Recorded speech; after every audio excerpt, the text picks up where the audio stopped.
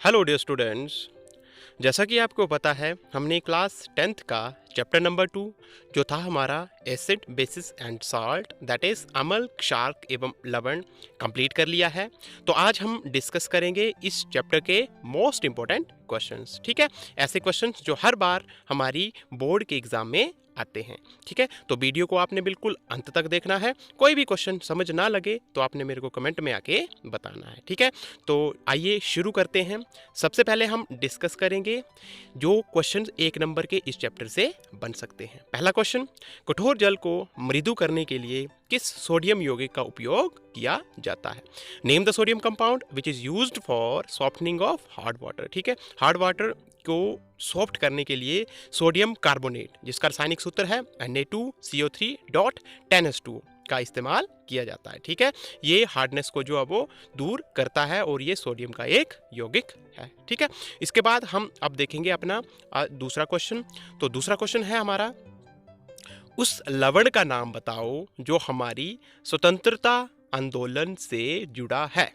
Name the salt associated with one of our freedom moment. बहुत interesting question है। तो वो कौन सा साल्ट है? वो साल्ट है हमारा NaCl नमक। ठीक है, तो आपको पता ही होगा 1930 में हमारे राष्ट्रपिता महात्मा गांधी ने एक कानून तोड़ा था, नमक बनाने का कानून। ठीक है, इसलिए जो हम कहेंगे कि NaCl जो है वो हमारे स्वतंत्रता आंदोलन से जुड़ा हुआ एक साल्ट है। ठीक है, तीसरा क्वेश्चन, क्वेश्चन नंबर 3, दंतक्षय का मुख्य कारण क्या है? What is the cause of decay of tooth? ठीक है, दंत क्षय का मुख्य कारण क्या होता है? हमारी पीएच जो माउथ का पीएच है उसका 5.5 से नीचे आना। ठीक है, इससे क्या हो जाता है? वो अम्लीय हो जाता है जिससे बैक्टीरिया वगैरह आ जाते हैं। इसलिए कहा जाता है कि हमें कम से कम 2 बार टूथपेस्ट करना चाहिए, क्योंकि उसमें क्या होता है? क्षारक होता है, जिससे हम अपने दंत क्षय को क्या कर सकते हैं? रोक सकते हैं। क्वेश्चन नंबर 4 पे नजर मारेंगे। टमाटर में कौन सा अम्ल पाया जाता है? सूत्र बताइए। विच acid is found in tomato? Right formula. तो टमाटर में कौन सा अम्ल होता है? ऑक्सैलिक अम्ल। ठीक है, ऑक्सैलिक अम्ल, ऑक्सैलिक एसिड जो है वो टमाटर में पाया जाता है, उसका फॉर्मूला क्या होता है? C2H2O4। ठीक है, तो ऐसे इस चैप्टर में से एक क्वेश्चन हर बार बनता है, चाहे वो टमाटर से पूछ रहे हो, चाहे वो दूध, हम दही की बात करें, चाहे हम इमली की बात करें, आदि के में एक अम्ल का नाम पूछा जा सकता है। क्वेश्चन नंबर 5 पे नजर डालेंगे। क्वेश्चन नंबर 5 है, मिल्क ऑफ मैग्नीशिया का पीएच मान कितना होता है? देखो, एक क्वेश्चन पीएच से भी इस चैप्टर से बन सकता है। What is the pH value of milk of magnesium? ठीक है, तो मिल्क ऑफ मैग्नीशिया जो मैंने पहले ही कहा था क्या है, ये एक एंटासिड है। ठीक है, तो इसका जो पीएच मान होता है वो क्या होता है? 10 इसका पीएच मान होता है। ठीक है, और ये एक एंटासिड जो है वो इसको यूज़ करते हैं जब भी हमें जो है वो एसिडिटी होती है, तो डॉक्टर द्वारा सबसे ज़्यादा यही यूज़ किया जाता है। क्वेश्चन नंबर 5, उस सफेद पदार्थ का नाम बताओ जो ब्रेड व केक आदि बनाने के लिए मिलाया जाता है। रासायनिक सूत्र भी लिखो। A white powder is added while baking breads and cakes to make them soft and fluffy. What is the name of that powder and what is its chemical formula? तो वो कौन सा इस्तेमाल किया जाता है? हमने पढ़ा था कौन सा होता है? Baking soda. ठीक है, और इसका रासायनिक सूत्र क्या है? NaHCO3। अगर इसके हम रासायनिक नाम की बात करें तो सोडियम हाइड्रोजन कार्बोनेट इसका रासायनिक नाम है। ठीक है जी, उसके बाद अब हम देखेंगे 2 और 3 नंबर के क्वेश्चंस जो इस चैप्टर से आ सकते हैं। पहला क्वेश्चन, जब हमें मधुमक्खी काटती है तो हमें जलन व दर्द क्यों होता है? इसको कैसे कम किया जा सकता है? इंटरेस्टिंग क्वेश्चन है। When honey bee bite us why we feel itching and pain, how can we overcome through it? ठीक है, तो क्या होता है? वो हमारे मधुमक्खी जब काटती है तो एक अम्ल हमारी बॉडी में डालती है, फॉर्मिक अम्ल, और इसको जो वो पेन या उसकी जलन को ख़त्म करने के लिए हमें उसके ऊपर कोई सुटेबल, अगर हम उसको क्षारक जो है वो करेंगे तो उससे वो क्या हो जाएगा? उदासीनीकरण हो जाएगा। ठीक है, न्यूट्रलाइजेशन हो जाएगी उसकी। वही क्वेश्चन हमारा दूसरा रहेगा। दूसरा क्वेश्चन है हमारा, उदासीनीकरण अभिक्रिया क्या है? 2 उदाहरण दीजिए। What is neutralisation reaction? Give 2 examples. ठीक है, तो जैसे अभी कहा मैंने, जब अम्ल एक क्षारक के साथ अभिक्रिया करता है तो फलस्वरूप लवण और जल का निर्माण होता है। ठीक है, तो इस प्रकार की जो हमारी रासायनिक अभिक्रियाएं रहेगी उसको हम क्या बोलेंगे? उदासीनीकरण रासायनिक अभिक्रिया। उदाहरण, सोडियम हाइड्रोक्साइड प्लस जो है वो हमारे सल्फ्यूरिक अम्ल के बीच या हमारे हाइड्रोक्लोरिक अम्ल के बीच होने वाला रिएक्शन। ठीक है, उसके बाद question number 3, plaster of Paris को आदररोधी बर्तनों में क्यों रखा जाना चाहिए, इसकी व्याख्या कीजिए। Plaster of Paris should be stored in moisture free container, explain why.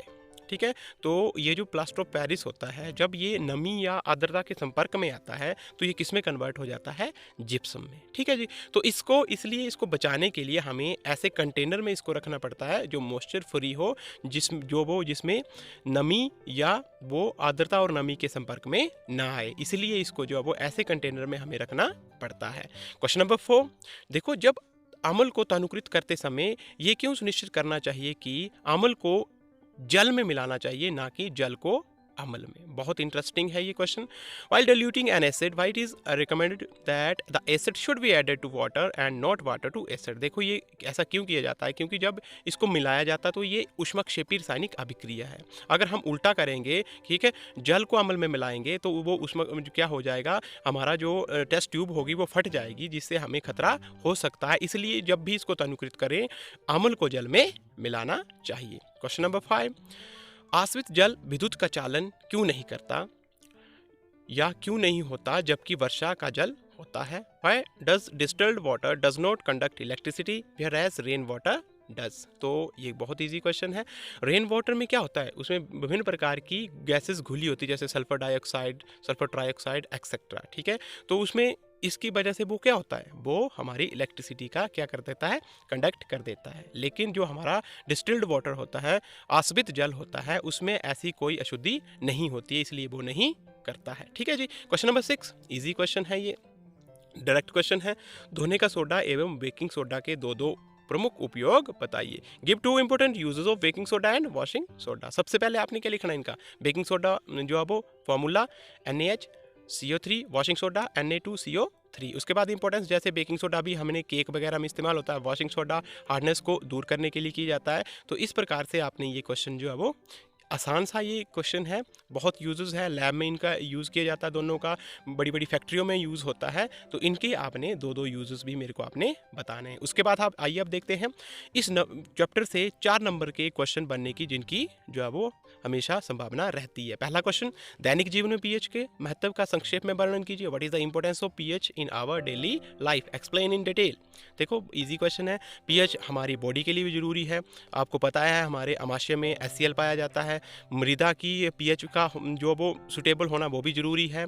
उसी तरह से हम देखें पौधों के लिए भी पीएच मान जरूरी है। दंत क्षय जो अभी हमने पढ़ा, सबके लिए पीएच जो है वो बहुत ज़रूरी है। इसलिए जो पीएच है वो हमारी दैनिक जीवन में बहुत ज़्यादा इंपॉर्टेंस रखती है। क्वेश्चन नंबर 2 का एक वाला, ताजे दूध में थोड़ा बेकिंग सोडा मिलाता है, ताज़ा दूध का पीएच के मान को 6 से बदलकर थोड़ा क्षारीय क्यों बना देता है। A milkman added a small amount of baking soda to fresh milk.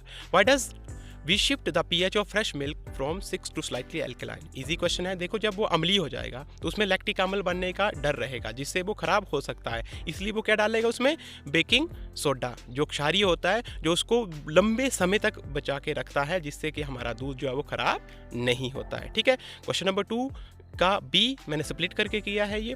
पीतल एवं तांबे के बर्तनों में दही एवं खट्टे पदार्थ क्यों नहीं रखने चाहिए।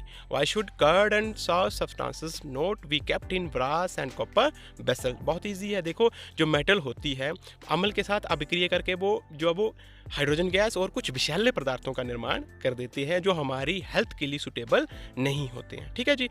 इसीलिए हमें कभी भी जो है वो पीतल या तांबे के बर्तन में कभी भी खट्टे पदार्थ जो है वो स्टोर नहीं करने चाहिए। ठीक है। ये कुछ क्वेश्चंस थे जो मैंने इस चैप्टर के जो है वो हमेशा जो है वो पेपर में आते हैं। ठीक है, जो हमने डिस्कस किए। कोई भी क्वेश्चन अगर आपको समझ ना लगे, आपने मेरे को कमेंट में जाके बताना है, उसको हम दोबारा से डिस्कस करेंगे। Okay, thank you.